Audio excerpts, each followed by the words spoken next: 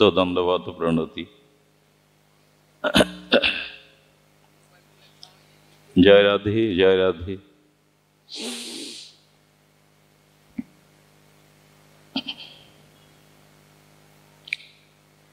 দেখুন,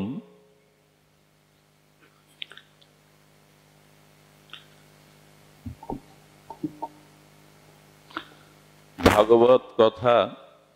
জয় রাধে।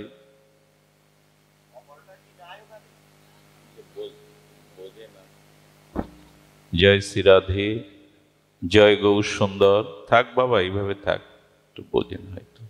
জয় শ্রী রাধে। আসুন আমরা হরি কথায় মনোসংযোগ করি। ভাগবত কথা কাহিনী নয়, হরি কথা, ভাগবত কথা এটি কাহিনী নয়। কাহিনী তাকে বলে কালক্রমে ঘটে যাওয়া কোনো ঘটনা। কখনো কখনো কালক্রমে ঘটে যাওয়া কোনো ঘটনাকে কাহিনী বলে। কাহিনী মনোরঞ্জনের জন্য হয়। কাহিনী কিসের জন্য হয়? মনোরঞ্জনের জন্য। হরিকথা কোনো কাহিনী নয়। হরিকথা মনোরঞ্জনের জন্য নয়, হরিকথা শুদ্ধ ভক্তির জন্য, প্রেম প্রাপ্তির জন্য। কাহিনীর আরেকটি বিষয় হলো, মা তার শিশু সন্তানকে কাহিনী বলেই ঘুম পাড়ায়। আজও এই রীতি আছে। মা তার সন্তানকে কাহিনীর দ্বারা ঘুম পাড়ায়। ভাগবত কথা কাহিনী নয়, কারণ ভাগবত কথা অনন্ত জন্মের অচৈতন্য ঘুমন্ত জীবকে জাগিয়ে দেয়। কাহিনী নয়, ভাগবত জাগিয়ে দেয়। হরিকথা কথা নয়।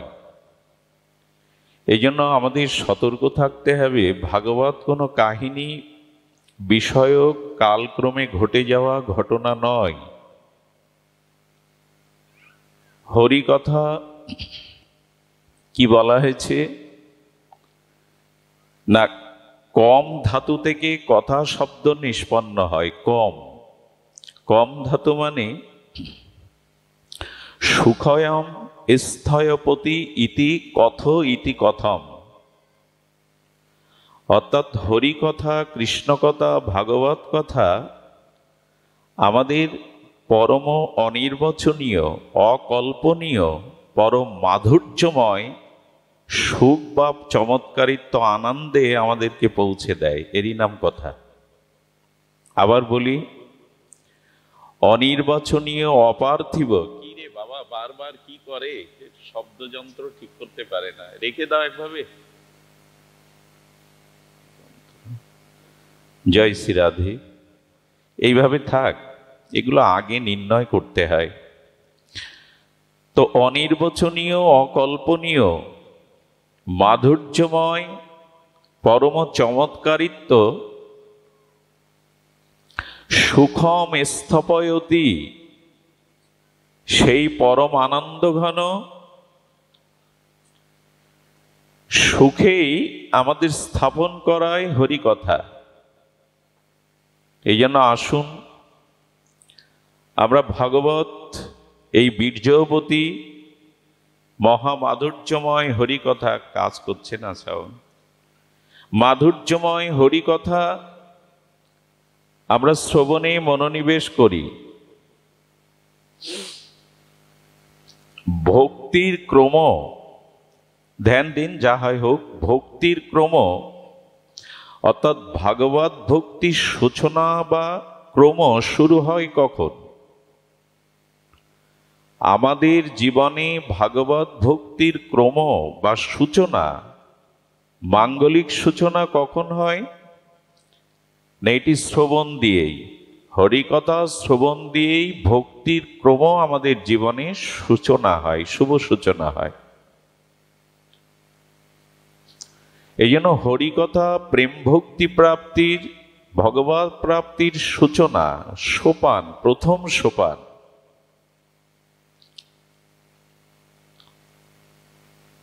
হরিকথা আমাদের জাগিয়ে দেয়। ছিল গুরু মহারাজের সাধুমুখে হরিকথায় একটি ভূমিকাতে মহাত্মা অনুভবী ভাগবত আচার্য লিখেছেন, ভগবানকে আমরা সবাই খুঁজছি, অন্বেষণ সকলেই করছি।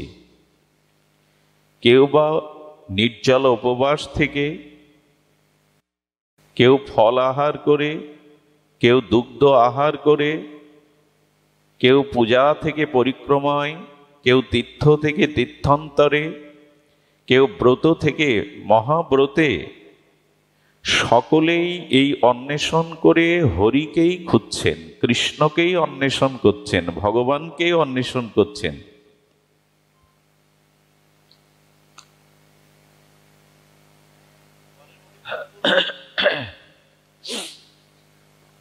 কেউ বা হবিষণ্ণ করেও, মৃত্তিকার পাত্রে হবিষণ্ণ করেও ভগবানকে খুঁজছে, কেউ দুগ্ধ পান করে খুঁজছে, কেউ ফলাহার করে খুঁজছে, কেউ ব্রহ্মচর্য পালন করে অন্বেষণ করছে। খুঁজছে তো সবাই ভগবানকেই।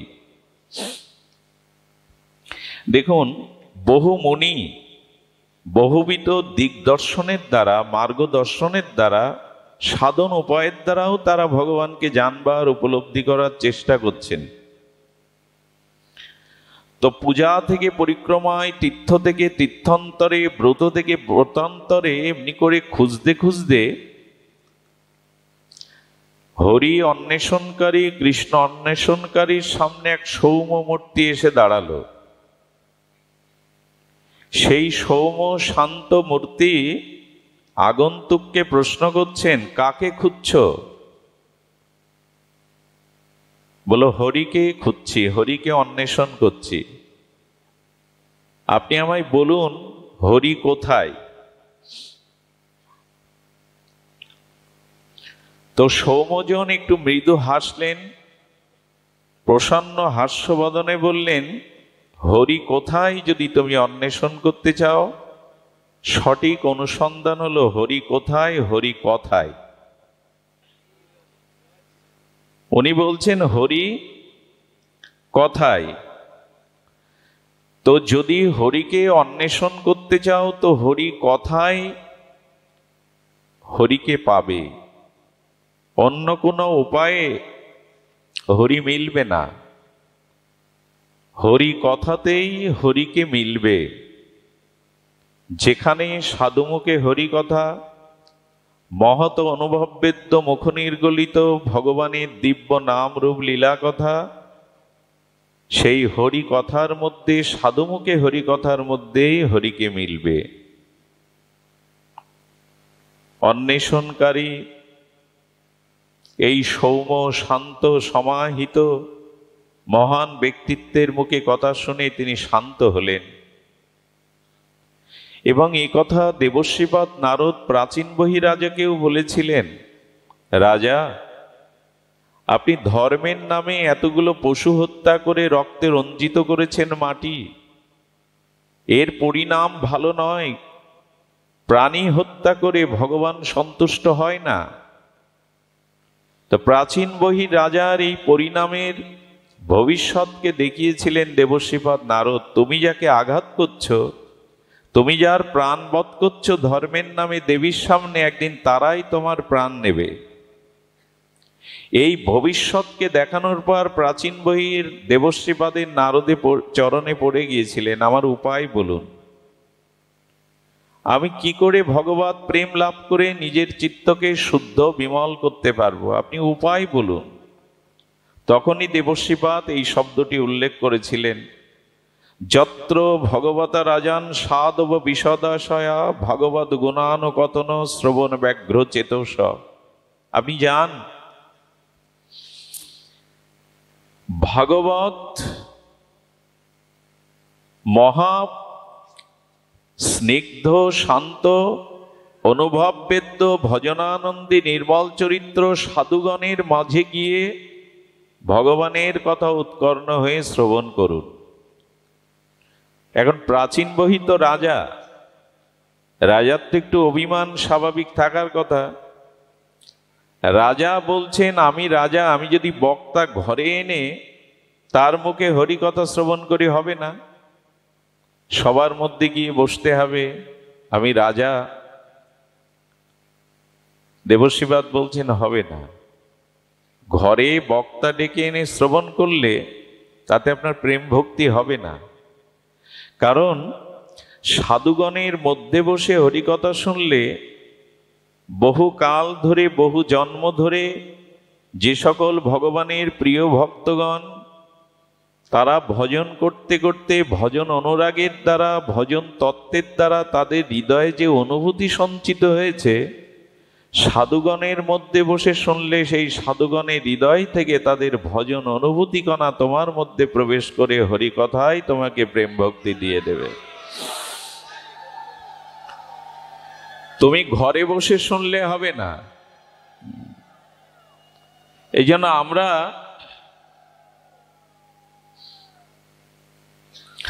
আমরা যেন সাধু সঙ্গে মিলিত হয়ে সাধু সমাগমে হরিকথা শ্রবণ কীর্তন করার আমাদের অভিপ্রায় জাগে। কারণ যে হরিকথা শ্রবণের অনুভূতি সকলের সমান নয়। আচ্ছা দেখুন, ভাগবত বলেছে শ্রীনান্ত সকথা কৃষ্ণ পূর্ণ শ্রবণ কীর্তন হৃদয়স্থ অভদ্রাণী বিধুনতি সুহৃদ শতম। হরিকথা কর্ণমূলে প্রবেশ করলেই আর আমার চিত্ত বিশুদ্ধ হবে। দেখুন, এই ভাগবত যে ফলশ্রুতি শ্রবণাঙ্গ ভক্তির করেছেন, মাঝে মাঝে আমরা সংশয় পড়ে যাই। হরিকথা শ্রবণের দ্বারা চিত্তশুদ্ধি হয় এবং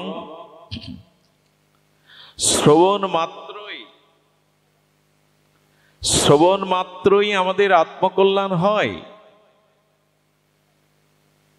হরি কথার দ্বারা হরি আমাদের হৃদয়ে অবরুদ্ধ হয়ে যান। সদ্য হৃদয় অবরুদ্ধতি।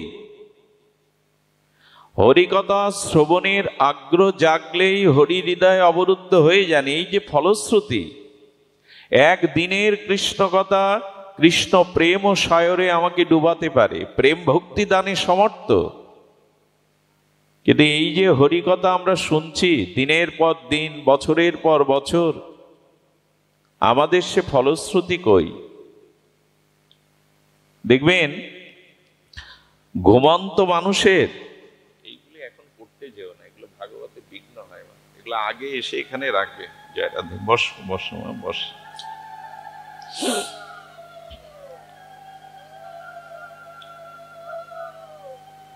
তো শাস্ত্র বলছেন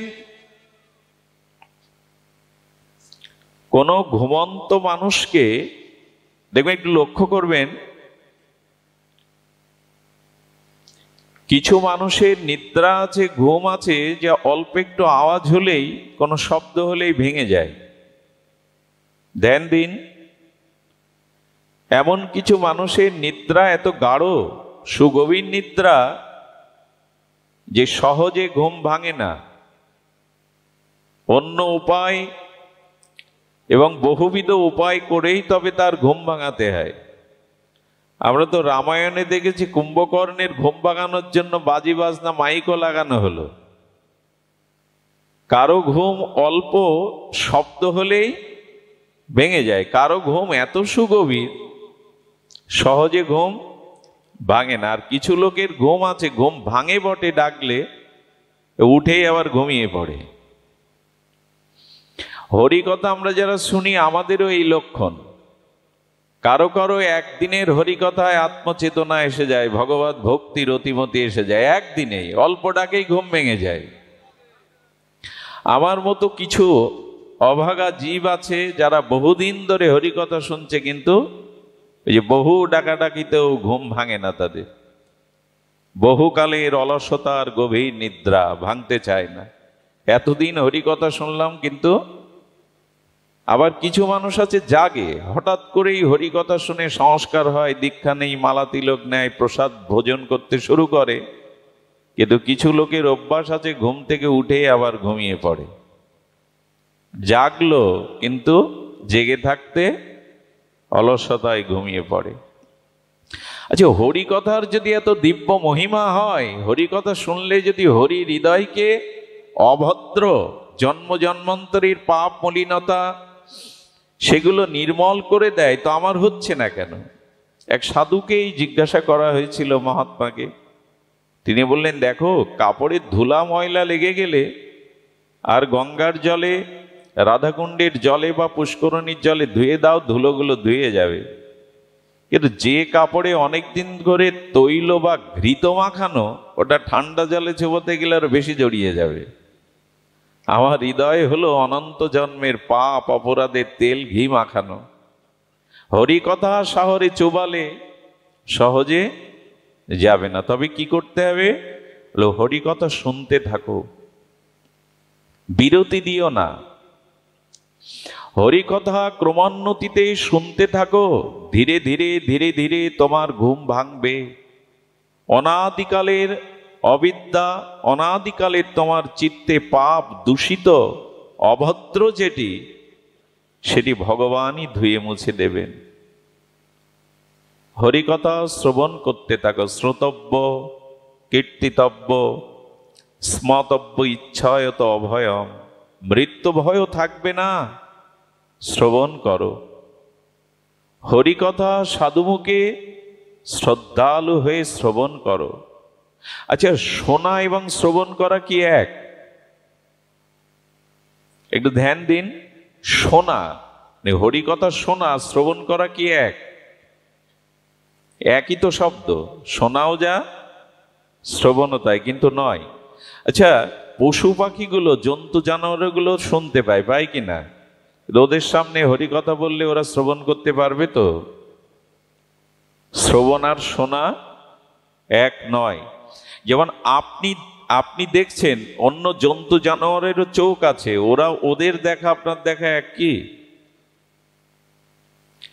কারণ মানুষ যখন হরিকথা শ্রবণ করে, তখন সেই হরিকথার প্রতি শ্রদ্ধা এবং বিশ্বাস দিয়ে সে কথা গ্রহণ করে। একে বলে শ্রবণ। যে শ্রবণের মাধ্যমে শ্রদ্ধা এবং বিশ্বাস অটুটভাবে যুক্ত হয়, তাকে বলে শ্রবণ। কারণ পশু পাখিরাও শোনে, ওদেরটা শ্রবণ নয়। আমরাও শ্রীবিগ্রহ দর্শন করি, কিন্তু ওখানে শ্রদ্ধা থাকে, বিশ্বাস থাকে। আর শ্রদ্ধা বিশ্বাসের সহিত দেখাকে দর্শন বলে। জন্তু জানোয়াররা দেখে, দর্শন করতে পারে না। এই জন্য হরিকথা শুনতে হবে শ্রদ্ধা এবং বিশ্বাস সংযুক্ত করে। ওই যে বললাম, এটা কাহিনী নয়, কথ সুখম স্থপয়তি। যা শ্রবণ করলে আমার চিত্তমন অনির্বচনীয় আর পরম আনন্দময় চমৎকারিত সুখে আমার চিত্ত সুখের দ্বারা ভাসমান হবে। সেই অনন্ত ভগবানের নাম রূপ লীলা অনির্বচনীয় সুখ সাগরে ভাসিত হবে, ভাসমান হবে। এরই নাম কথা। এবং দেখুন, আমরা যে শ্রবণের কথা বললাম, এই শ্রবণ যদি শ্রদ্ধা এবং বিশ্বাসের সহিত হয়, তখনই আপনার জীবনে ভক্তির পথ শুরু হয়। ভগবানের সাথে আমাদের সাক্ষাৎকার গুরুদেব করিয়ে দেন, সেটাও শব্দের দ্বারা। আমরা জীবনে যা কিছু প্রাপ্ত হই, তা শব্দের দ্বারাই। এই জন্য এই শব্দ ব্রহ্ম, এই রস ব্রহ্ম, সাক্ষাৎ ভগবানের অক্ষর বাগ্ময়ী শ্রী এই হরিকথায় আমাদের কর্ণে প্রবেশ করে ভক্তিকে জাগিয়ে দিতে পারে। এই জন্য সমস্ত নিখিল শাস্ত্র এই হরিকথা শ্রবণের উপরেই আমাদের বারবার জোর দিয়েছেন। শ্রবণ করো। ছিন্নান্তু সকতা কৃষ্ণপূর্ণ শ্রবণ কীর্তন। অভদ্র যা কিছু তা চলে যাবে, শ্রবণ করো। আচ্ছা, লক্ষ্য করুন, শ্রবণ করলেই ভগবানের প্রীতি হবে না। অনেকেরই হয় না, মাদিস্য জীবের হয় না। কেন হয় না? আচ্ছা, আমাদের কর্ণে শত্রুর কথাও শুনি আমরা, আমার প্রিয় বান্ধব মিত্রর কথাও শুনি। তো শত্রুর কথা যখন শুনি, আর মিত্র বা অভিন্ন হৃদয়েষু যিনি আমার আপনজন, পুত্র, শরীরজন, নিজজন, তার কথা শোনার শত্রুর কথা শোনা বা শ্রবণ করা দুটোই তো শ্রবণ। দুটো এক হয় কি? কি হয়? প্রিয়জনের কথা শুনলে আনন্দ হয়, সুখ হয়, হয় কি না? কিন্তু শত্রুর কথাও তো কথা। শত্রুর গৌরব যদি আমার সামনে কেউ করে, শত্রুর প্রশংসা যদি কেউ করে, আমার বলবার অভিপ্রায় হলো এই, যিনি প্রিয় আপনার, যার সাথে সম্বন্ধত্বক আপনার প্রিয়তা আছে, তার কথা করণে গেলে অত্যন্ত প্রীত হয়, আনন্দ জেগে ওঠে, ওঠে কি না? কিন্তু শত্রুর প্রশংসা, শত্রুর খ্যাতি শুনলে বিপরীত হৃদয়ে অসুখ বাড়ে। আমার মনে হয় ভগবানকে যদি প্রিয় করতে পারেন তখনই তার কথা আনন্দদায়ক হবে, প্রিয় না করতে পারলে আনন্দ হবে না। যার সাথে যার প্রিয়তা নেই তার কথা বলে দেখুন, ভালো লাগবে? কথা তো দুটোই, কথা তো দুটোই, শত্রুর কথা হোক, মিত্রের কথা। এখন প্রশ্ন হলো, আমাদের কার হরি কথা ভালো লাগে না? এর মূল কারণ হলো যারা এখনো ভগবানকে আমরা ভালোবাসতে পারিনি। যাকে ভালো লাগে তার কথা শুনতে, এমনকি তার কথা শোনার দরকার হয় না। আমি আগেও বলেছি, একবার এক যুবক দেখি সাইনবোর্ডের দিকে বারবার তাকাচ্ছে, কি বিড় করে কি পড়ছে। তো অধিকার আছে বিদায় তাকে চেনা জানা প্রশ্ন করলাম, কি দেখছো সাইনবোর্ডে এইভাবে? আমি যাকে ভালোবাসি না দাদা, তার গ্রামের নামটাই সাইনবোর্ডে লেখা। চিন্তা করা যায়, ও ভালোবাসে যাকে, তার গ্রামের নামটা ওই সাইনবোর্ডে লেখা 10 বার তাকিয়েছে। প্রিয়তা হলেই তো এগুলি হয়, ভালোবাসলে এগুলি হয়। বিল্বমঙ্গল ঠাকুর তখন ঠাকুর উপাধি পাননি। বিল্বমঙ্গল চিন্তা নাম্নী এক পতিতার মোহে মোহগ্রস্ত হয়ে নিজের ব্রাহ্মণত্ব, নিজের সমস্ত স্বধর্ম প্রায় ত্যাগ করেছিলেন।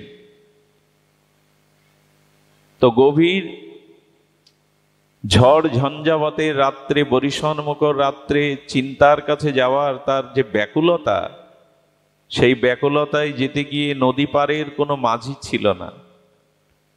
একটি ভেলাকে অবলম্বন করে ওপারে পাড়ি দিয়েছিলেন, আর এও ভেবেছিলেন আমি আসবো বলে চিন্তা ভেলা ভাসিয়েছে। আসলে সেটা মরা লাশ, দুর্গন্ধটাও নাকে যায়নি। কারণ চিন্তায়, চিন্তার প্রীতিতে এত অনুরাগ যে মরা লাশের গন্ধ তার কানে যায়নি। সাপটাকেও দড়ি ভেবে পার হয়ে গেছে। ভালোবাসা না থাকলে এগুলো হয়? ভগবানকে যারা ভালোবাসে, ভগবানের কথা শুনলেই তাদের ভিতরে চমৎকারিত্ব, আনন্দ জেগে ওঠে।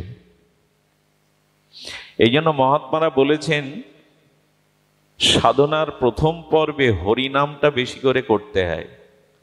শ্রী হরিনামটা নিলে চিত্ত শুদ্ধ হয়, আর চিত্ত শুদ্ধ হলেই ভগবানের প্রতি প্রিয়তা যখনই আসে তখন তার কথাতে আমাদের প্রীতি হয়। এই জন্য নিবেদন করব, আচ্ছা ভগবানের প্রতি প্রীতি সঞ্চার হরিকথার দ্বারাই হয়। কেমন জানেন? আচ্ছা, বহুদিন ধরে আপনি যার গুণ বা মহিমা শ্রবণ করছেন, যার গুণ ও মহিমা, যার সচ্চরিত্র, এগুলি বহুদিন শুনতে শুনতে কি জাগে বলুন তো মনে? যার বহু গুণ, যার সুচরিত্র, যার মহা ব্যক্তিত্ব আপনি পুনঃ পুনঃ শ্রবণ করেন, মন কিন্তু তাকে দেখবার জন্য বড় ব্যাকুল হয়, তার কাছে যাওয়ার জন্য বড় ব্যাকুল হয়। তদুপরি ভগবানের মহামহিমা সাধুমুখে শুনতে শুনতে শুনতে আপনার চিত্তে ভগবানের প্রতি অনুরাগ জন্মাবে। তখন তাকে দর্শনের জন্য, তার কাছে যাওয়ার জন্য আপনার চিত্ত বড় ব্যাকুল হয়ে যাবে, বড় ব্যাকুল হবেই। এই জন্য শাস্ত্রে বলেছেন সাধুমুখে হরিকথা শ্রবণ করো, এটাই প্রেম ভক্তি লাভের ক্রম। তো আমরা হরিকথা শ্রবণের আজকে কি শ্রবণ করব?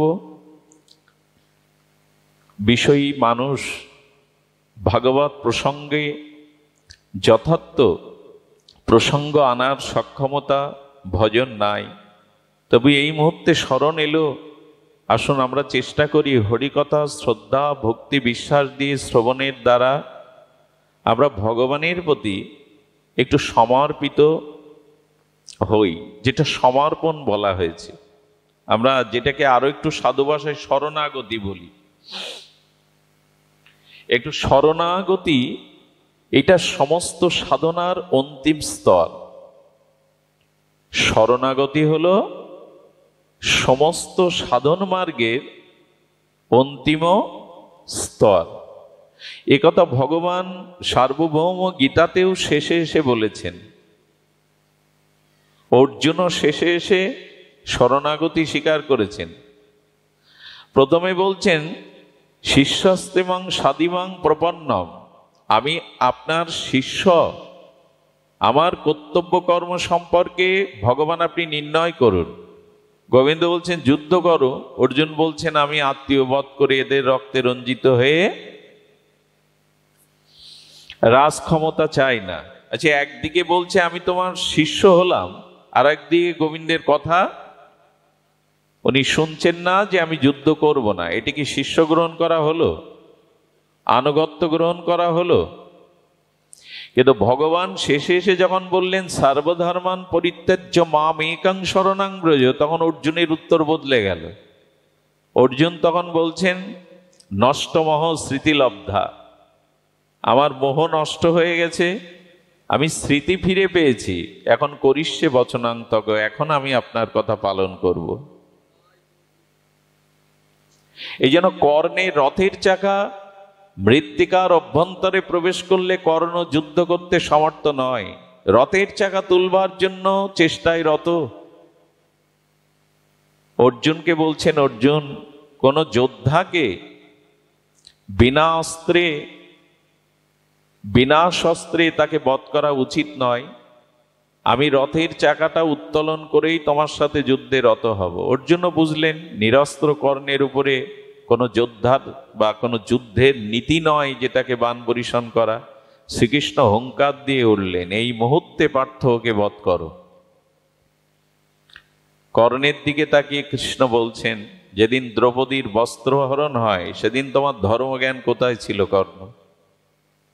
যেদিন ওদের যতুগৃহে পুড়িয়ে মারার ব্যবস্থা হয় সেদিন তোমার এই ধর্মজ্ঞান কোথায় ছিল? যেদিন চক্রব্যূহে অভিমন্যুকে মারা হয়, নিরস্ত্র অভিমন্যুকে, সেদিন তোমার এই নীতি ধর্মজ্ঞান কোথায় ছিল? যার ধর্ম নীতি আদর্শ যে পালন করে না, তার ধর্মের দোহাই দেওয়ার কোনো অধিকার নেই। অর্জুন এই মুহূর্তে বধ করো। আততায়ীকে বধ করলে পাপ নেই, অর্জুন সেটা শুনলেন। আমাদের জীবনে সমর্পণ বলতে তখনই, মুখে বলবো আমি গোবিন্দ দাস, মুখে বলবো আমি শ্রীগুরুর দাস, অথচ গুরুর বাক্য ভগবানের বাক্য আমার জীবনে প্রতিফলন হচ্ছে না, তার মানে আমার ভেতরে আত্মসমর্পণ এখনো সমর্পিত ভাব তখনই আসবে। করিষ্যে বচনাং তব, তোমার কথাই আমার জীবনের একমাত্র লক্ষ্য, আমার নিজত্ব ওখানে কিছু নাই। শরণ আমাদের নিতেই হবে। শরণ নেওয়া মানে আশ্রয় নেওয়া। আচ্ছা, জীব কিন্তু আশ্রয় ব্যতীত থাকতে পারে না। প্রতিটি জীব কোনো না কোনো আশ্রয় তাকে থাকতেই হয়। ধ্যান দিন, কামুক ব্যক্তি কামের আশ্রয় নিয়েই আছে, ওই ছাড়তে পারে না সেটি। লোভী ব্যক্তি টাকা বা ধনের আশ্রয় নিয়েই জীবন কাটালো, ওটা সে ছাড়তে পারবে না। সম্মানী ব্যক্তি তো সম্মান চেয়ে যায় সারা জীবন, আশ্রয় তো নিয়েই আছে। প্রত্যেকের কোনো না কোনো একটি আশ্রয় নিয়েই সে বেঁচে থাকে, কোনো আশ্রয়ের অবলম্বন করেই সে বেঁচে থাকে। শাস্ত্রে বারবার বললেন, অন্য কোনো আশ্রয় নিলেই তোমার জীবনের পরিপূর্ণতা আসবে না। তুমি ভগবানের চরণকে আশ্রয় করো, শ্রীগুরু চরণকে আশ্রয় করো।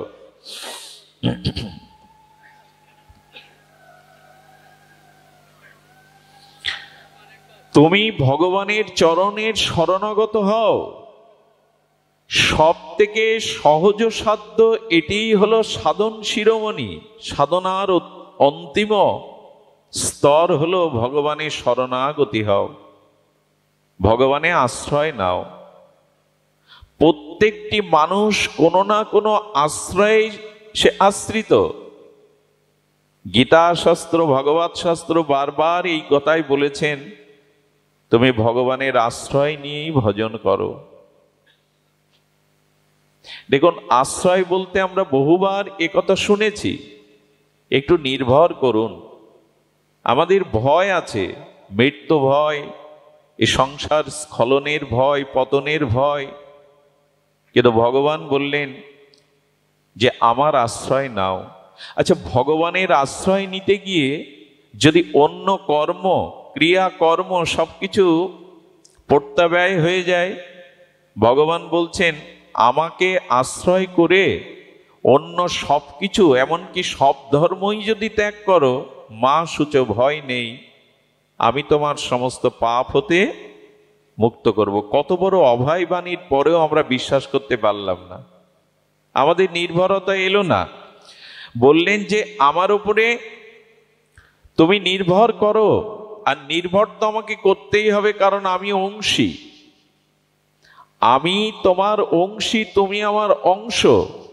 এবং পৃথিবীতে সব থেকে চরম সত্য হলো তুমি আমার, তুমি আর কারো নয়। যারা তোমায় দাবি করছে তাদের দাবিটা সত্য নয়। আমি দাবি করছি হে জীব তুমি আমার, তিনিই তো দাবি করতে পারেন আমি তো তারই। এই শরণাগতি ধর্ম মানুষকে কোথায় নিয়ে যায় দেখুন। দেখুন, শরণাগতির অভিমান আনলেও আপনার প্রেম ভক্তি হয়ে যাবে, ওই পথে যাবেন। কথাটি ভালো করে শুনুন, শরণাগতির অভিমানও যদি আপনার আসে, কারণ মানুষ যে অভিমানে থাকে, সেই অভিমান থাকাতে সে সেইরূপ ক্রিয়া করে। কিছু মনে নেবেন না, আমি ভাগবত আসরে খুব বিনোদ করি না, হাসি ঠাট্টার কোনো কথা বলতেই চাই না। এই আসরটা তেমন নয়, এই ব্যাসপীঠটা তেমন নয়, তবুও যদি একটু বলি। আচ্ছা, এখানে কারো বিবাহ, প্রজাপতির নিয়মে নিবন্ধনে বিবাহ স্থির হলো। বিবাহেতে যখন বর বেশে তাকে সাজিয়ে টোপর পরে গাড়ি থেকে নামানো হলো, ওই উলোধ্বনি মঙ্গলধ্বনি ফুল চড়াতে লাগলো, তখন দেখবেন বরের দুই পাশে তার সজ্জন থাকে, বন্ধু বা নিজজন থাকে। বর খুব দ্রুত হাঁটে, তখন খুব দ্রুত হাঁটে, পা লম্বা লম্বা করে ফেলে, গ্রামে যেভাবে হাঁটে। যদিও ওই অভ্যাসবশত হাঁটে, পাশে যারা আছে বলে এই তুই বর, তোর হাঁটাতে এখন মস্তিতে হতে হবে, ধীরে ধীরে পা ফেল। তো ও তখন দেখবেন বেশ পায়ে যেন মেহেদি মাখা, ধীরে ধীরে আলুথালু করে হাঁটছে। ও যে বর, এই অভিমানে ওর হাঁটনাটাও পরিবর্তন হয়ে যায়, যায় কিনা? ও তখন ওর হাঁটাটাও পরিবর্তন করে। যে ক্ষত্রিয়, তার ক্ষত্রিয়ের অভিমান চলে আসে। আমি যদি কখনো অভিমানও করি আমি ভগবানের, তখন ভগবানের ভাব আমার মধ্যে প্রকাশ হবে। যদি অভিমানেও বলি ভগবানের আমি, যে যে অভিমানে থাকে সেই অভিমানের ভাবধারা তখন তার মধ্যে চলে আসে। দেখুন, আমি গায়ক, তখন গায়কের ভঙ্গিমা চলে আসে। আপনি একবার অন্তত অভিমান করুন আমি ভগবানের, দেখবেন ভগবানের ভাবধারাগুলো আপনার ভিতরে প্রকাশ হতে শুরু করবে। ভিখারিও যদি যাত্রা মঞ্চে রাজার রোল বা পাঠ পড়ে, তখন সে ভিখারির মতো হাঁটাচলা করে না, কথা বলে না। ও জানে আমি ভিখারি, যদু শাম, কিন্তু এখানে আমি রাজা। রাজার মতো কণ্ঠস্বর, রাজার মতো চলতে, রাজার মতো অঙ্গভঙ্গিমা করতে থাকে। অভিমানেও যদি বলেন আমি গোবিন্দ দাস, তারপরেও আপনার ভিতরে ভগবানের ভাবধারা প্রকাশ হতে পারে। এই জন্য একটু অভিমান করেও আমাদের যেন বলি আমি সংসারের নই, আমি ভগবানের। আমি ভগবানের যদি এটা আমি মনে করি, তাহলে আমার মধ্যে সেই ভাবধারাগুলো প্রকট হবেই, প্রকাশ হবেই। এই জন্য আসুন, সমস্ত সাধনার সার হলো এই সমর্পিত হওয়া। যো যাকো শরণ লিয়ে সো তাকো রাখো লাজ, উল্টা জলে মছলি চলে বহি যায় গজরাজ। শাস্ত্রতে এটাই বলছেন এ কথা কত শতবার কত সহস্রবার আমরা শুনেছি, শুনিয়েছি। মাছ জলের শরণ নেয় বিদায় জলের প্রবল স্রোতের বিপরীতে মাছগুলো উজানে সাঁতার কাটে। কিন্তু সকলের দেখা মাছ জলের শরণাগত নিয়েই চলে, কারণ মিন বা মৎস্য জল ছাড়া বাঁচে না, জলই তার আশ্রয়, জলই তার জীবন। তাই জলের প্রবল স্রোতের বিপরীতে মাছগুলো আনন্দে সাঁতার কাটতে কাটতে দেখবেন উজানে যায়। কিন্তু পাহাড়ি নদীতে বৃষ্টি হলে ওই পাহাড়ি নদীর খরস্রোতার স্রোতা হাতি পর্যন্ত ভেসে যায়। হাতি বিপরীত দিকে জলে উঠতে পারে না। কারণ কি জানেন? মাছের শরণ হলো জলের, আর হাতির শরণ হলো ওই পারের জঙ্গলে যাওয়ার। জলের শরণ হাতি নেয় না। হাতির শরণে আছে ওই পারের জঙ্গলে উঠব, আর মাছের শরণ আছে জলই আমার জীবন। এই জন্য প্রবল স্রোতে হাতি ভেসে যেতে পারে, ছোট ছোট মিনগুলো উল্টো দিকে সাঁতার কাটতে পারে, কারণ মা শরণ নিয়েছে বলে জল তার লজ্জা নিবারণ করছে, তাকে আশ্রয় দিয়েছে। जो जाको शरण लिए सो राखो ताको लाज, उल्टा जले मछली चले बही যায় গজরাজ। এই জন্য শাস্ত্রে বলেছেন শরণ নাও। যদি শরণ নিতে পারো তাহলে তিনি তোমার মান রক্ষা করবেন। শেষের দিনেও হাত বাড়িয়ে তোমাকে নিজ চরণে স্বরূপধামে নিয়ে নেবেন, ভুল হবে না তার। তবে একটা অনুরোধ করি, অনুরোধটা হাত জোড় করেই করি, গলে কাপড় আছে, হাত জোড় করেই করি।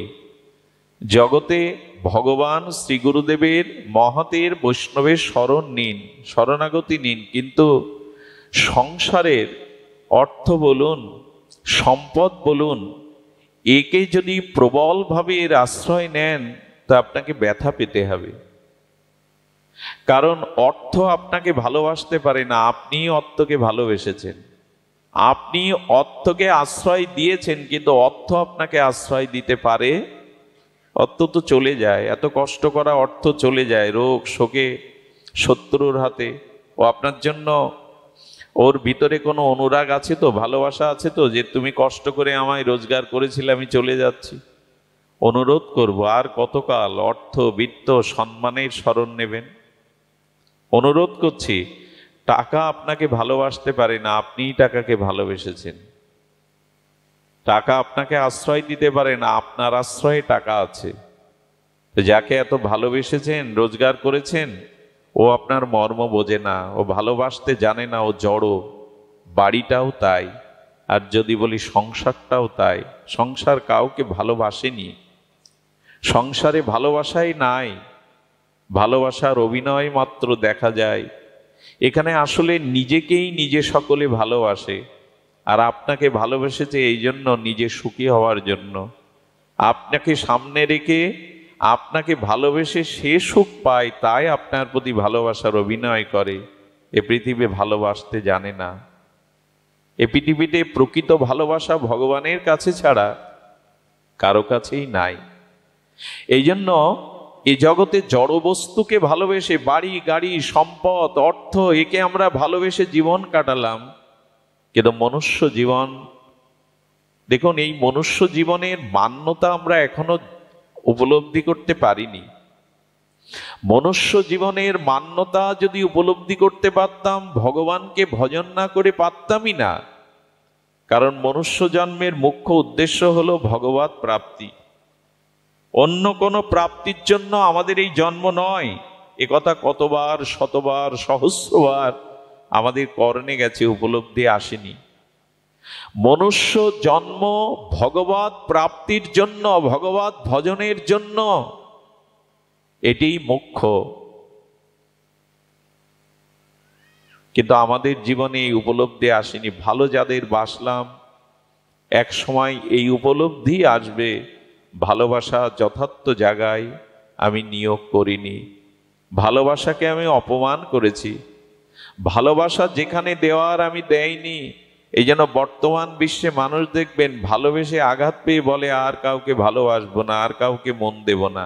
একথা ওই বিদ্রোহ করে, যাকে ভালোবেসেছিল না সেই ভালোবাসাটাই বিদ্রোহ করে বুকের মধ্যে থেকে এই কথা বলিয়ে নেয় আপনাকে, আর কাউকে মন দেব না, আর কাউকে ভালোবাসবো না। কেউ ভালোবাসার মর্যাদাই দিতে পারে না, দিবে তো না। এই জন্য ভগবান বলছেন ভালোবাসাটুকু আমায় দাও, আশ্রয় নিতে হয় তো আমায় নাও। আমি প্রকৃত আশ্রয় তত্ত্ব, আর কেউ আশ্রয় তত্ত্ব নয়। এই জন্য জীবনে ভাগবত থেকে এইটুকু উপলব্ধি করতে হবে যে আসুন ভগবানের চরণে শরণাগতি হলো আমাদের সব থেকে সহজতর, স্বাভাবিকতর, শ্রেষ্ঠ প্রেম ভক্তি ভগবান লাভের উপায়। ভগবান লাভের এটাই উপায়। এই জন্য শরণাগতি সম্পর্কে আমরা বহু শ্রবণ করেছি। দেখুন, একবার আমাদের তিনি জন্মন্ধ, তো জন্মন্ধ এই সাধু 7 বার তীর্থ পরিক্রমা করেছে, গয়া, কাশী, প্রয়াগ, 7 বার। অন্ধ ব্যক্তি, তাও সাথে কাউকে নেয়নি। একদিন প্রয়াগে এক যুবক তাকে জিজ্ঞাসা করছে, হে মহাত্মা, আপনি 7 বার, এমনকি গোমুখ পর্যন্ত গেছে। আপনারা গোমুখের পথের কথা শুনলে ভয় পাবেন, 1 হাত পথ, সর্বদা বৃষ্টি হয়, ওই পথে যাওয়া যায় না। বলে আপনি গোমুখ পর্যন্ত গেছেন, আপনি জন্মন্ধ, আপনি পড়ে যাননি, খাদে পড়েননি? কয়েকবার প্রশ্ন করার পরে যুবককে এই অন্ধ সাধু জিজ্ঞাসা করছেন, আশেপাশে কোনো খানাখন্দ আছে দেখো তো, পাহাড়ি পথ। বলছে আছে। বলে ওইখানে আমায় নিয়ে চলো হাত ধরে। হাত ধরে নিয়ে যাওয়ার পরে বলছেন, এক কাজ করো, ঠেলে ফেলে দাও তুমি আমায় খাদের মধ্যে। হাত জোর করে বলছে, সাধু বাবা তা কি হয়? বলে আমার ঝোলাতে যা কিছু সারা জীবনের সঞ্চয় আছে তোমাকে দিয়ে দেবো, দিয়ে দাও। আমার যা তপস্যা আছে তার দ্বারা আমি তোমাকে স্বর্গেও পাঠাতে পারি, তাও দিয়ে দেবো, আমাকে ঠেলে ফেলে দাও। বলে সর্বস্ব দিলেও আমি আপনাকে খাদে ঠেলে দিতে পারি না। বলেন বেটা, উত্তর তো ওঠাই, 5 মিনিট আমার সাথে থেকেছো, আমাকে একটুখানি ভালোবেসেছো, এই জন্য সর্বস্ব দিলেও তুমি আমাকে খাদে ফেলবে না। এতটুকু ভালোবাসায় যদি তোমার এই বোধ আসে, যাকে জীবন দিয়ে প্রেম অনুরাগ দিয়ে ভালোবেসেছি, সে আমাকে কি ফেলে দেয়? সে আমাকে কোনোদিন ফেলে দেবে না, সে আমায় ফেলতে পারে না। এই জন্য তাকে ভালোবেসে দেখুন, পতনের ভয় নাই। ভগবানকে আশ্রয় করলে আপনার পড়ার ভয় নেই, পতনের কোনো ভয় এখানে নাই। আমাদের রাজস্থানের বহুদিন আগের কথা, একটু সত্য ঘটনা।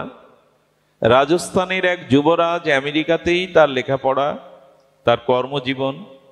উনি বিবাহ করে ফিরছিলেন, যুবরাজ। তখন তো এরকম আগ্নেয়াস্ত্র তৈরি হয়নি, তলোয়ার থাকতো। তো যখন আটলান্টিক মহাসাগরে জাহাজে আসছেন, হঠাৎ করে নাবিক ঘোষণা দিলেন জাহাজটা ডুবে যেতে পারে, সতর্ক হন, যার যে জীবনের দায়িত্ব নিন, আমরা অসহায়। তো যখন সকলেই কান্নাকাটি করছে, যখন সকলেই জীবন বাঁচানোর জন্য ওই মুমূর্ষ অবস্থায় সবাই বিচলিত, তখন এই রাজস্থানের যুবরাজ ধ্যানে মগ্ন। তার নবপরিণীতা বিবাহিতা স্ত্রী বলছেন, কি গো তোমার বাঁচবার কোনো উপায় তুমি চেষ্টা করছো না? তোমার কোনো ভয় নেই? অনেকক্ষণ বারবার কথাটা বলায় ভয় নেই, উনি তলোয়ারটা বের করেছেন। তলোয়ার বের করে ওনার স্ত্রী, নবপরিণীতা বিবাহিত স্ত্রীর গলায় ধারালো তলোয়ার ধরেছেন। ধরে প্রশ্ন করছেন, তোমার কি বিশ্বাস হয় আমি তোমার মস্তক কেটে তোমাকে হত্যা করতে পারি? বলে আদৌ না, ভালোবেসে বিবাহ করে স্ত্রীর মর্যাদা দিয়েছেন, আমি আপনাকে বিশ্বাস করি আপনি আমার গলা কাটতে পারেন না। বলে এত ধারালো অস্ত্র তোমার গলে ধরলেও যদি তুমি নিশ্চিত থাকো আমার প্রতি বিশ্বাসের কারণে যে তুমি আমায় মারতে পারো না, ঝড় উঠুক, প্রলয় হয়ে যাক, আমি যাকে বিশ্বাস করি তাকে ডাকছি, আমার বিশ্বাস তিনি আমাকে ফেলতে পারেন না। সত্যি সত্যিই জাহাজটা রক্ষা পেয়েছিল, সত্যই জাহাজটা রক্ষা পেয়েছিল। শরণাগতি কাকে বলে দেখুন। আমেরিকায় একবার বাবা লোকনাথের এক ভক্ত জাহাজে ডুবে যাচ্ছিল, তিনি চিৎকার করে বাবা লোকনাথ বলে শরণাগতি নিলেন। সঙ্গে সঙ্গে দেখলেন বিরাট একটা হস্ত জাহাজটাকে ধরে চড়াইয়ের ওপর তুলে নিয়ে গেল। বারদী আশ্রমে এই ভক্তটা আসার পর বলেছিলেন, তোর শরণাগতির জন্য আমার হাতটা ওই পর্যন্ত পৌঁছে গিয়েছিল। একজন ত্রিকালজ্ঞ যোগীর এই স্বভাব, তাহলে ভগবানের কি স্বভাব? মহান যোগেশ্বর যোগীর এই স্বভাব, ভগবানের কি স্বভাব? এই জন্য আসুন, আমাদের মনে পড়ে বিষ্ণুপুরের মহারাজা গোবিন্দ অনুরাগী ছিলেন, নাম ছাড়া ভগবত চরণ ছাড়া বুঝতেন না। ব্রিটিশ আমল তখন কয়েক হাজার ব্রিটিশ সেনা আক্রমণ করলো বিষ্ণুপুর। কি বলবো আপনাদের, রাজাকে গিয়ে সেনাপতি, সেনারা বলছে আদেশ দিন, অন্তত যুদ্ধ করে তো মরতে হবে। বলে হাজার হাজার ব্রিটিশ সৈন্যদের কামানের কাছে তোমরা কিছুই না, অস্ত্র ফেলে দাও। অস্ত্র ফেলে দিয়ে নাট মন্দিরে এসে দুবাহু প্রসারিত করে বললেন ভগবানের কীর্তন করো। এরকম হয়তো রাজা তিনি কত বড় বিশ্বাস বা ভগবানের প্রতি তার শরণাগতি থাকলে বললে অস্ত্র ফেলে দাও, অস্ত্র ফেলে দিয়ে ভগবানের দিব্য নাম সংকীর্তনে রত হও। সেই নাম সংকীর্তন করতে করতে প্রায় 2 ঘন্টা হয়ে গেল। জয়ধ্বনি মঙ্গল ধ্বনিতে নগরবাসী এসে বললেন মহারাজ, ব্রিটিশ সেনারা ফিরে গেছে। ব্রিটিশ সেনারা ফিরে গেছে। ব্রিটিশ সেনারা ফিরে গেছে, এই জন্য শুনলে অবাক হবেন, আজও চোখে দেখতে দেখে আসতে পারেন। বিষ্ণুপুরের পূর্ব মহারাজদের 2টো কামান ছিল, কামান দুটো অনেক আগেই অকেজো হয়ে গেছে। কামান দুটো শুধু পড়ে আছে, সাক্ষী স্বরূপ পড়ে আছে। সবাই নগরবাসী এসে বলল এই কামান থেকে 2টো বালক, একটি শ্যামল একটি শ্বেত শুভ্র পরিষ্কার বালক এসে দুজনে কামান দাগিয়ে অনেক সেনা মারাও গেছে, তারা হটে গেছে, তারা আপনার রাজ্য থেকে চড়ে গেছে। গৌর গোবিন্দের দিকে তাকিয়ে শ্রী রাধা মাধবের চরণে শরণাপন্ন হয়ে বললেন প্রভু, তোমাতে শরণাগতি হলে তুমি আজও তাকে রক্ষা করো। এই তো ভগবানের শরণাগতির মাধ্যমেই আমাদের সমস্ত, তিনি বলছেন তোমার পাপ তাপ কোনো দায়িত্বই তোমার থাকলো না। আচ্ছা লক্ষ্য করুন তো, আপনার ছোট বাচ্চাটা রাত্রে এসে বলছে বাবা মা আমি আমার 10 জন বন্ধুকে কথা দিয়েছে কালকে তারা আমাদের বাড়িতে এসে আর কিছু তারা খাবে, দুপুরে খাবে। আচ্ছা ও কথা বলে নাক ডাকিয়ে ঘুমাতে গেল, চিন্তাটা কার হয় তখন? ও এসে বলছে আমি বন্ধুদের, আমার স্কুলের বন্ধুদের বলেছি 10 জন আমাদের বাড়িতে কাল দুপুরে খাবে, তোমরা ব্যবস্থা করো। এই চিন্তা, ও নাক ডাকিয়ে ঘুমাচ্ছে, চিন্তা কার গো? বাবা মার। গোবিন্দ যখন বললেন আমার প্রতি একবার যদি শরণাগত হতে পারো, চিন্তাটা তোমার নেই, চিন্তাটা তখন আমার, সব চিন্তাই তখন আমার, তোমার অন্য কোনো চিন্তা নাই। তবে আমাদের অবস্থা কি জানেন, শ্রীধাম বৃন্দাবনে ইন্দ্র কর্তৃক সেই 7 দিন ব্রজকে ভাসানোর জন্য, ব্রজবাসীদের কষ্ট দেওয়ার জন্য ইন্দ্র যে বজ্র বৃষ্টি হেনেছিল, একটু ধ্যান দিন, ভাগবতে কথা বলবেন না, জয় রাধে। তো বজ্র বৃষ্টির সময় গোবিন্দ সেই তার কনিষ্ঠ অঙ্গুলিতে গিরিরাজ ধারণ করার পরে কি হয়েছিল জানেন? উনি বলছিল সখাদের, ওদের যখন মনে মনে হচ্ছে, সখাদের বলছেন তোমরা একটু লাঠি সাটা নিয়ে একটু ঠেকান দাও। আরে আমি কিছুক্ষণ বিশ্রাম নেই, ঠেকান দাও। ওরা তখন বলছেন হ্যাঁ রে কানাই, তোর একার কেন কষ্ট হবে, আমাদের উপর বাদ দে, আমরাও ঠেকান দিয়ে যাই। যখন ঠেকান দিতে যাচ্ছে তখনই গোবিন্দ আস্তে আস্তে শিথিল করলেন, আর হুড়মার করে পড়বে, আর কানায় কানায় কানায় আবার কানায় ধরলেন। এর দ্বারা বোঝানো হয় আমাদের কাজ শুধু শুধু ঠেকনাটা ঠেকানো, দায়িত্ব গোবিন্দের। আমাদের দ্বারা কিছু হয়ও না, আমাদের দ্বারা কিছু হওয়া সম্ভব না, তিনিই ধরবেন। তবে হ্যাঁ আমি তোমার চরণে শরণ নিলাম, এইটুকু ঠেকাটা দিতে হবে, বাকি দায়িত্ব শ্রী গোবিন্দের। অন্ধ সুরদাস তার একটা জীবনীতে আছে, উনি জন্মান্ধ, এত সুন্দর ভজন করতেন প্রিয়া প্রীতমের বৃন্দাবনে যে মাঝে মাঝে গোবিন্দ মন্দির থেকে এসে ওনার কুঠিরের সামনে বসে ভজন শুনতেন। রাধারানী মাঝে মাঝে বলে হঠাৎ করে দুপুরের এই অলস দুপুরে তুমি কোথায় যাও শ্যাম? বলে জানো সুরদাসের ভজন আমার হৃদয়কে বড় আনন্দ দেয়। বলে তুমি যখন যাও আমাকে একদিন নিয়ে যাও। বলি তোমার আবার একটু সমস্যা আছে নিয়ে যাওয়ার। দেখুন রাধারানীকে গোবিন্দ কি উপাধিতে ভূষিত করছেন। বলে তুমি গেলে সমস্যা ঘটতে পারে, তোমার এত করুণায় ওর দৃষ্টিই তুমি ফিরিয়ে দিতে পারো। তুমি তো যাকে তাকে করুণা করো, তোমাকে এই জন্য আমি নিয়ে যাই না। বললো আজ আমাকে নিয়ে যাও। শ্যামসুন্দর রাধারানীকে নিয়ে বাবাজির কুঠিয়ার সামনে এসে বসেছে। সুরদাস তার সুরমূর্ছনায় গোবিন্দ ভজন, সেই যে হৃদয় উচ্ছ্বারিত মধুর সুর মূর্ছনায় সুরলহরীতে সুর আলাপে যখন সুর ধরেছেন, রাধা মাধব মোহিত হয়ে গেছেন। যখন মোহিত হয়ে গেল, হঠাৎ করে আজ দেখছে এই গন্ধ তো আমার নাকে কখনো আসেনি।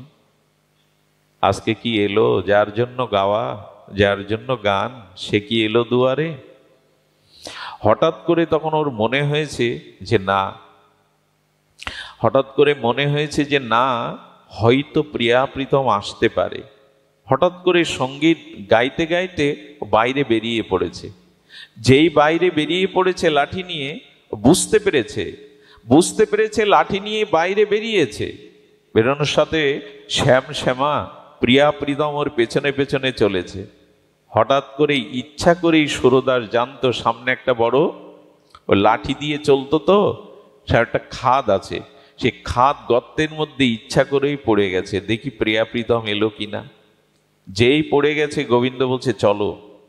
গোবিন্দ বলছে চলো। বলে চলবো মানে?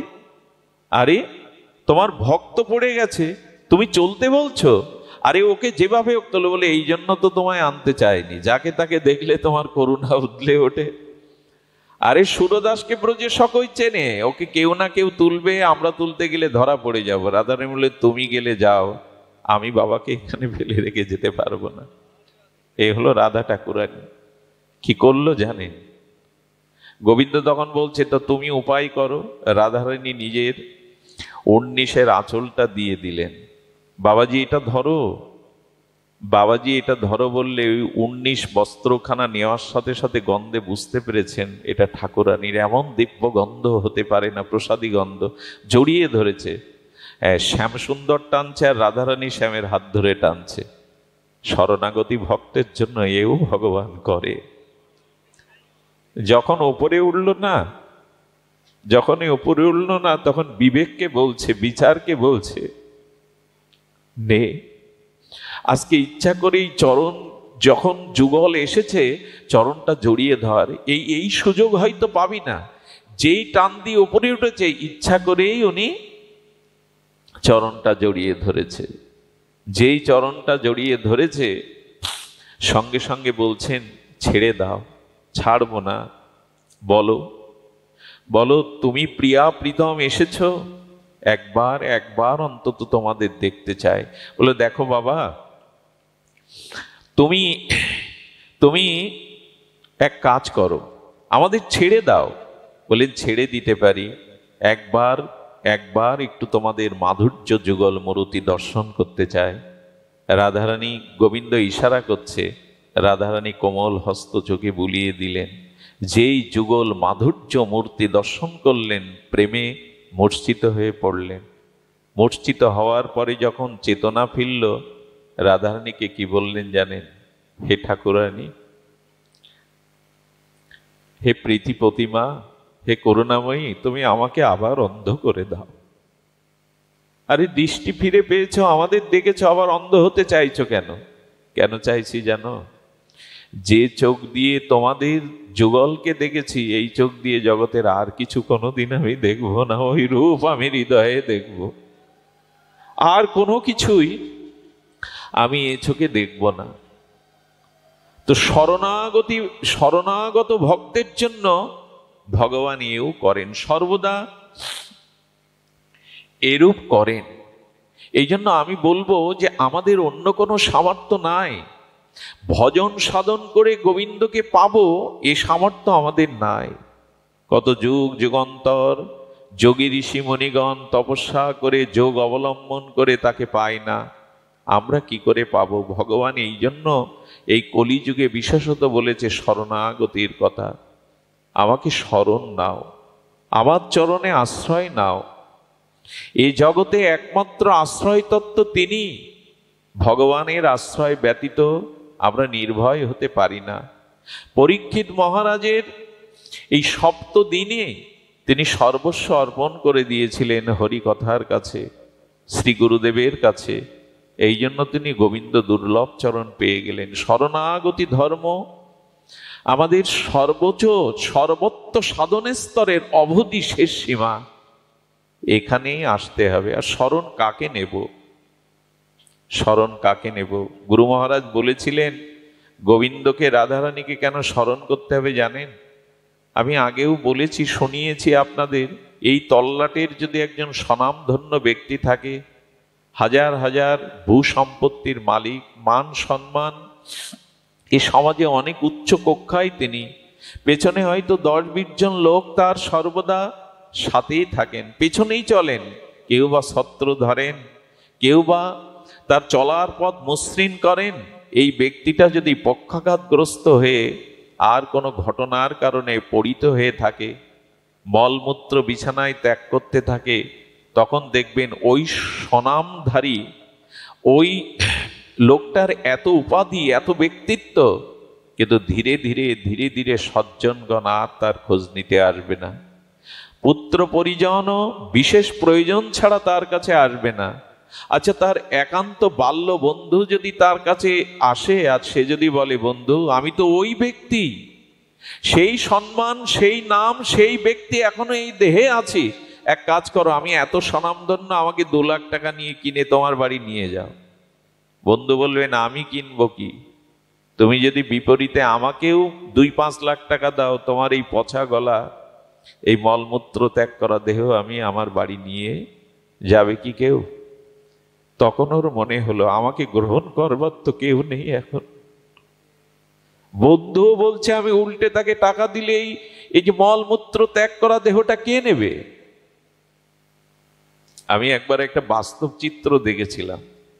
এক ডাক্তারবাবু খুব আদর করে তার সন্তানকে শিক্ষিত করেছিলেন, বড় করেছিলেন।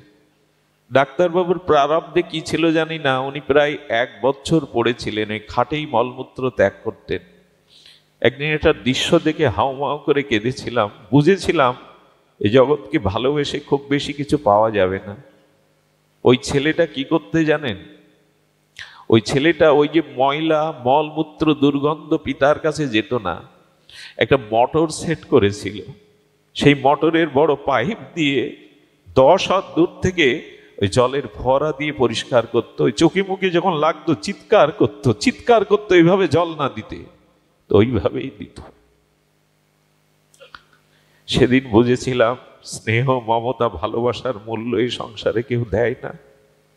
আচ্ছা, তখন যদি বলে আমার বন্ধু আমাকে নেবে না, আমার পরিজন আমাকে নেবে না, আমি পড়ে রয়েছি মলমূত্রগ্রস্ত, গোবিন্দ তখন হৃদয় থেকে কি বলবে জানেন?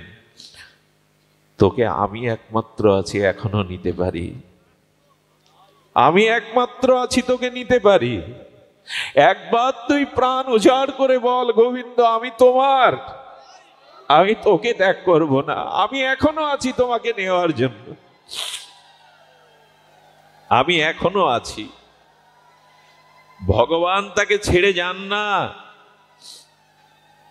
ভগবান কাউকে কখনো পরিত্যাগ করেন না। আমি দৃষ্টান্তে আপনাদের বহুবার বলেছি, যদি মাদিশ মহা কোনো অপরাধে ব্রাহ্মণ, শুদ্ধ ব্রাহ্মণ, সদাচার সম্পন্ন উপবিধারী ব্রাহ্মণ বৈষ্ণবকে যদি অপরাধ করা হয়, মলমূত্রের কীটও যদি হয়, মহাপাপী মহা অপরাধে, সবাই ত্যাগ করবে, কিন্তু মলমূত্রের মধ্যে কীটের মধ্যেও আত্মারূপে ভগবান আমাকে জড়িয়ে ধরে থাকবেন। আমি ত্যাগ করলে তোর আর কোনো গতি হবে না রে। আমি তোর মধ্যে থেকে আবারও তোকে ধীরে ধীরে ধীরে ধীরে ক্রমান্বতিতে আবার মনুষ্য জন্ম দেব, আবার গুরু কৃপা দেব।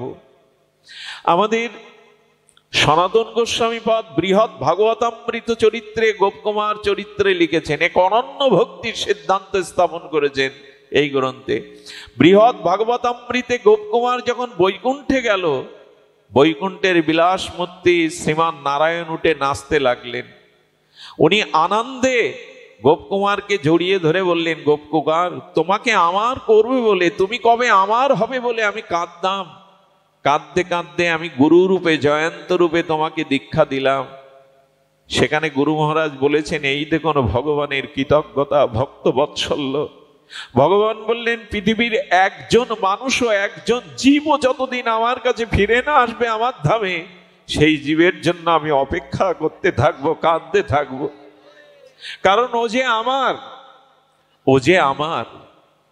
ভগবান সর্বদা এইরূপই চিন্তা করেন, জীব তো আমার অংশ, সে আমার। এই জন্য তো তার বুকে ব্যথা জেগে ওঠে, জীব কবে আমার হবে, কবে আমার স্বরূপ ধামে ফিরে আসবে, কবে সে আমার হবে। এই জন্য নিবেদন করব, আসুন আমরা ভগবানের শরণ নেই, আশ্রয় নেই। এই ছাড়া আমাদের অন্য কোনো গতি নাই। সাধন ভজন করে এই কাল কবলিত সময়ে, দুঃসময়ে আমরা খুব বেশি পথে এগিয়ে যেতে পারবো না। আমাদের সাধনের মধ্যে অন্যতম সাধন হলো শরণাগতি, ভগবানের শরণ নেওয়া। শরণ না নিলে ভুল করেছিল, মনে আছে? বাসুদেব বিপ্রের কথা, কুষ্ঠ বিপ্র নামে যিনি চৈতন্য চরিতামৃতে খ্যাত। এই কুষ্ঠ বিপ্র তার রূপ যৌবন ভোগ বিলাসে সংসারেই মেতেছিল, কিন্তু তার আপন ভ্রাতা, সেই আপন ভ্রাতা ছিলেন আমার গৌরের চরণ আশ্রিত, গৌরগত প্রাণ। ভাই বলেছিল, দাদা এসো দুই ভাই মিলে গৌর চরণ শরণ নেই, গৌর চরণে নিজেদের সমর্পণ করি, গৌর ভজন করি। আসতে চাইনি জানেন, বলে এই সংসার ছেড়ে আর স্ত্রী পুত্র এদের মমতা ভালোবাসা ছেড়ে আমি অন্য কোথাও যেতে চাই না। কিন্তু ঘটনা যেটা ঘটল, সুঘটনাই বলবো, দুর্ঘটনা নয়। ঘটনাটা ঘটল 3 দিনের মাথায় এই বাসুদেব বিপ্র ব্রাহ্মণ, তার দেহে দেখা দিল গলিত কুষ্ঠ। আপনারা জানেন 100 বছর আগে কুষ্ঠের ভালো চিকিৎসা ছিল না, আর এটা 500-550 বছর আগের ঘটনা। যখনই কুষ্ঠ হলো, তখনই স্ত্রী তার সন্তানদের নিয়ে ঘরে একটা মিটিং করলেন।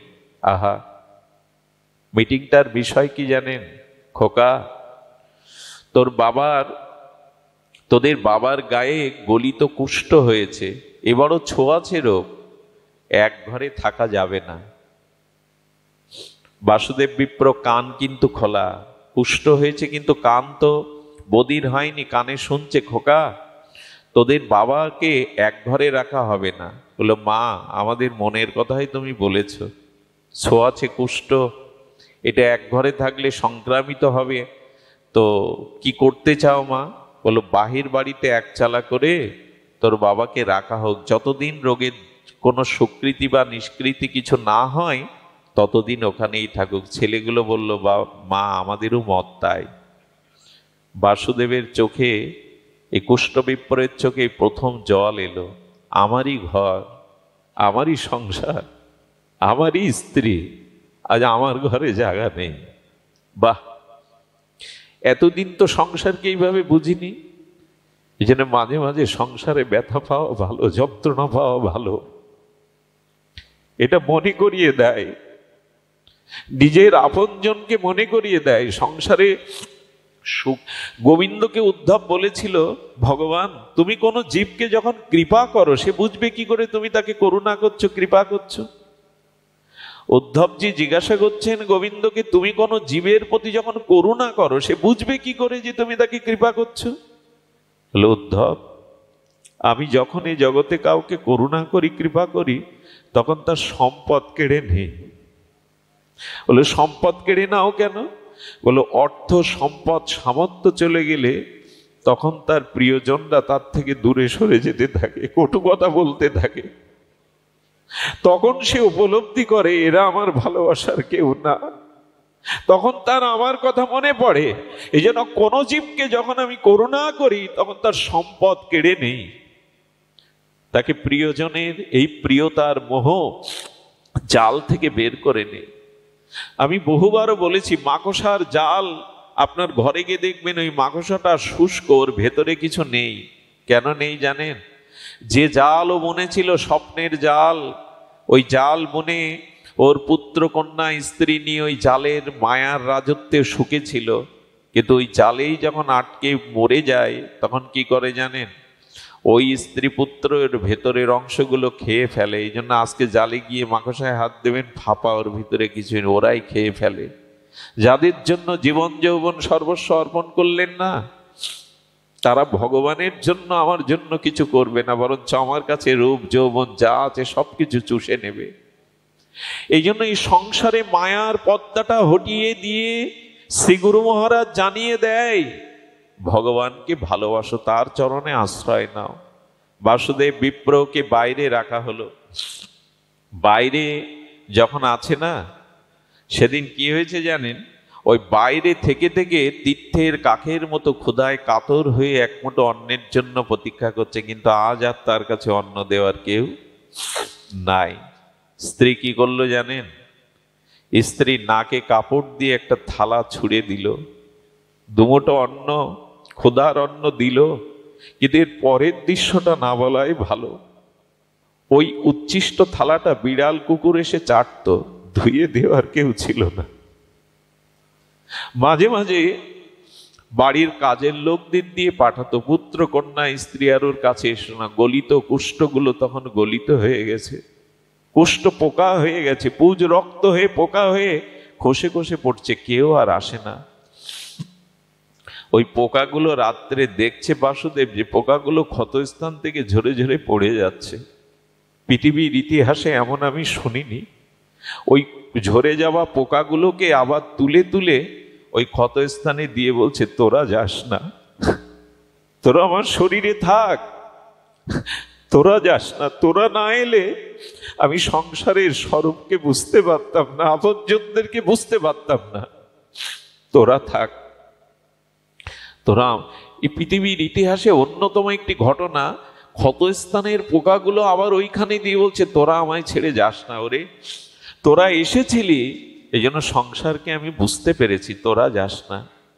জলতৃষ্ণায় কাতর হয়ে ওইখানে মরার মতো পড়ে থাকতো। কখনো কখনো বলতো মারা গেল কি।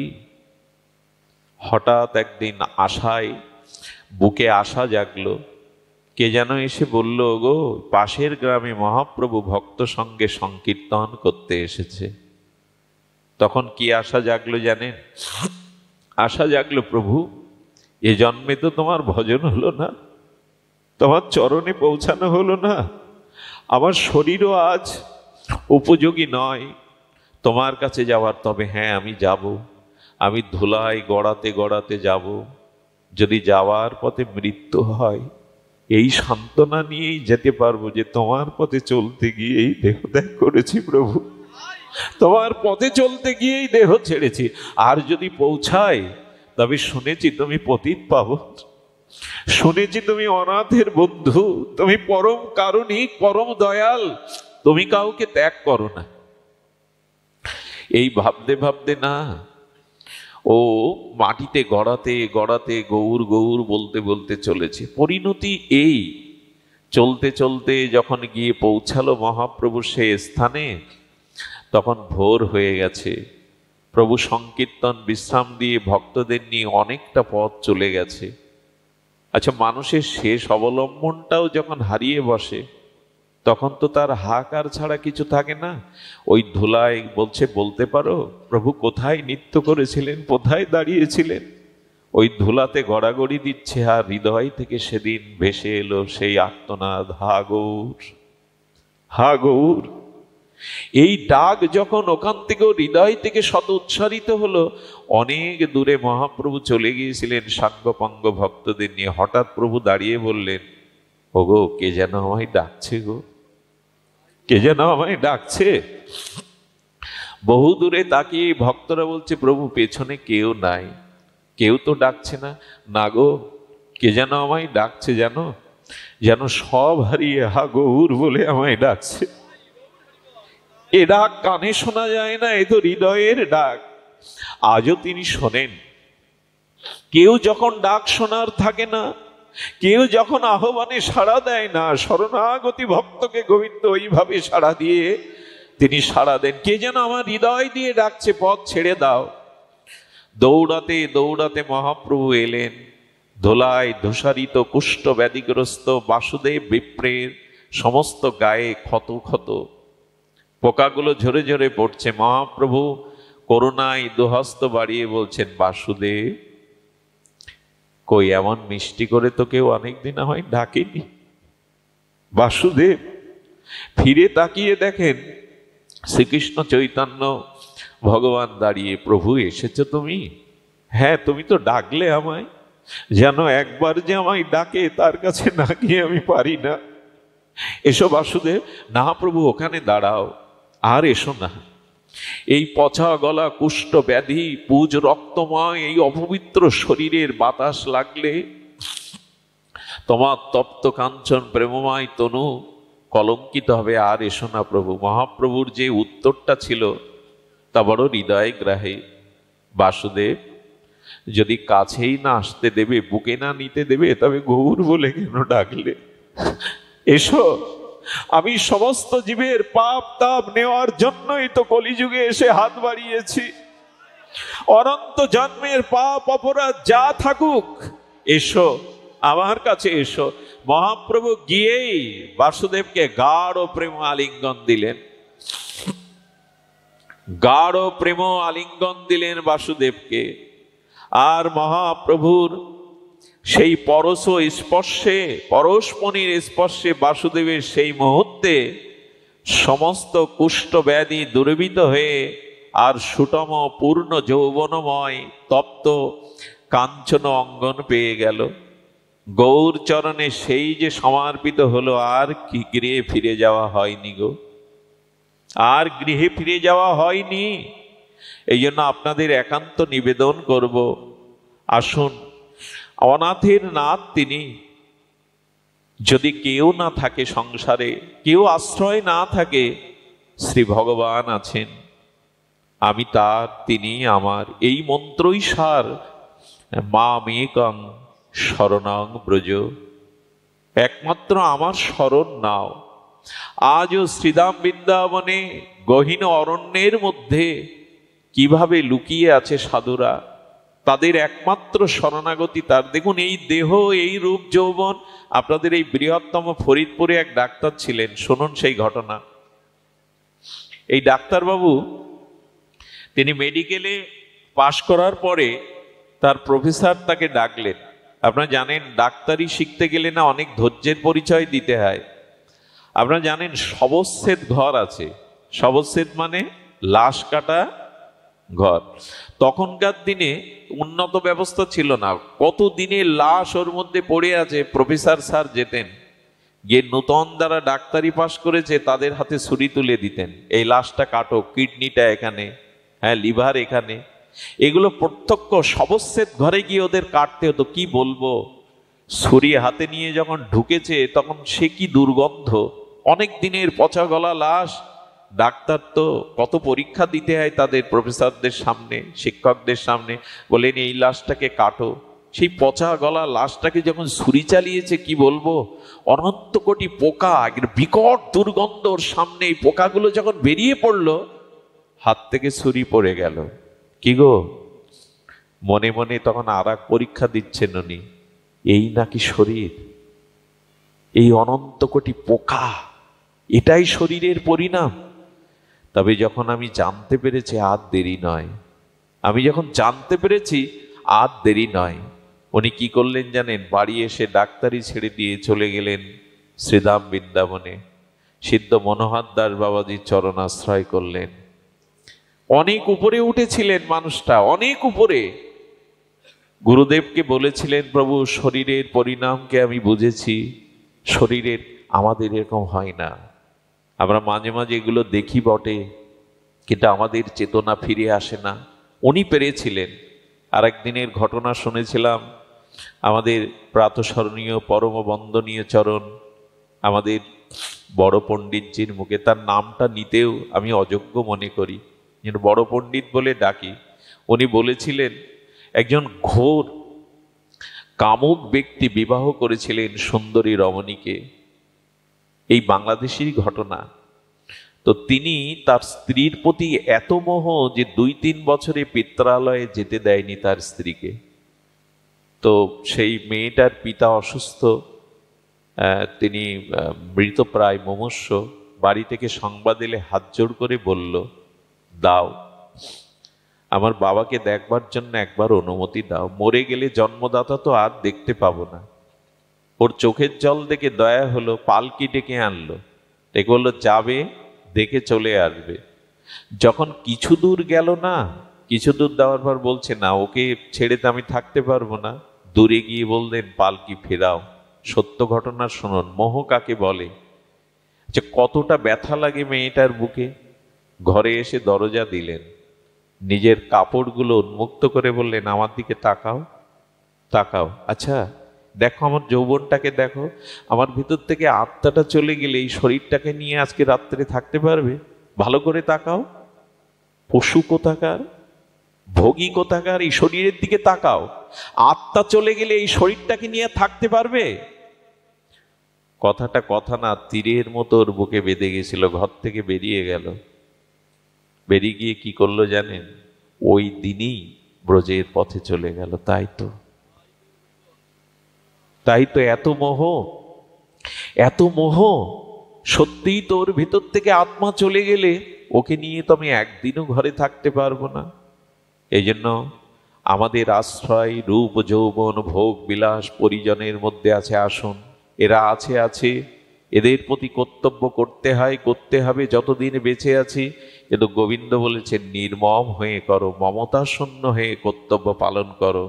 ভালোবাসা মমতা যেটুকু আমায় দাও, ওইটুকুই আমায় দাও। এদের প্রতি কর্তব্য 16 আনা করো, কিন্তু মমতা ভালোবাসাটা আমায় দাও। বড় ভুল হয়ে যাবে যদি আমাকে ভালো না বাসো। এই জন্য শরণাগতি আশ্রয় এক গোবিন্দেরই নিতে হবে, এছাড়া আমাদের দ্বিতীয় কোনো পথ খোলা নেই। এই জন্য গীতা শাস্ত্রে আমাদের আর দেখুন, এই হরিকথা শ্রবণের কথা আমি শুরু করেছিলাম, আমি বিশ্রাম করবো এই কথা বলো। হরিকথা শুনতে শুনতে, ভগবানের কথা নামরূপ শুনতে শুনতে একটা আপনত্ব এসে যাবে। আর শরণাগতি সেই দিনই আসবে এই আপনত্ব বোধ এলে। স্বামী রামসুগদাসের একটা দৃষ্টান্ত দিয়ে পাঠ বিশ্রাম করি। নূতন বিবাহিত বধূ ঘরে এসেছে। 1-2 মাস যাওয়ার পরে ঘরে একটা অশান্তিতে শাশুড়ি গালি দিয়ে বলছেন, পরের ঘরের মেয়ে, আমার ঘরটা জ্বালিয়ে পুড়িয়ে নষ্ট করে দিলি। পাশে একজন জ্ঞানী ব্যক্তি দাঁড়িয়ে বলছো, মা তুমি যে ওকে পরের ঘরের মেয়ে বলছো, তুমি কি এই ঘরের মেয়ে? এর মানে কি দাঁড়ালো? এর মানে ওই শাশুড়ি মা বহুদিন ধরে এই সংসারে আছে, এদের সাথে থাকতে থাকতে এই সংসারটাকে ওর ভেবেছে। আর যে 2 মাস 3 মাস নববধূ এসেছে, সে এতদিন এই সংসারের, বহুদিন ধরে সংসারের ওতপ্রোত সুখ দুঃখে জড়িত না। এই জন্য ওকে পরের ঘরে মেয়ে বলছে। আসুন বারবার সাধুর চরণে যাই, বারবার হরিকথা আশ্রয় করি, বারবার ভগবানের কাছে যাই। ভগবানকে ভালোবাসতে বাসতে তখনই এমনি ভগবান আমার মনে হবে। ওই যেমন শাশুড়ি বলে, আমার সংসারে এসে পরের ঘরের মেয়ে নষ্ট করে দিলি। থাকতে থাকতেই এই আপনত্ব বোধটা ভগবানের প্রতি আসবে। আর যেহেতু এটা পারলৌকিক উদ্দেশ্য, এই জন্য বলবো যে আসুন শরণাগতি হই, তাহলে শেষের দিনে অন্তত সেই আমরা যে ভবপার বলি আর বৈতরণী বলি, উনি অপেক্ষায় থাকবেন, উনি অপেক্ষায় থাকবেন। এই শরীর রূপ তরণীতে, সংসার রূপ সাগরে যদি গোবিন্দকে তুলতে পারি, তখনই দেখবেন শেষ খেয়া ঘাটে তিনিও কান্ডারি হয়ে পার করবেন। আপনাদের সবার কল্যাণ হোক, সবার মঙ্গল হোক। জয় শ্রী গুরু প্রেমানন্দে হরি বল।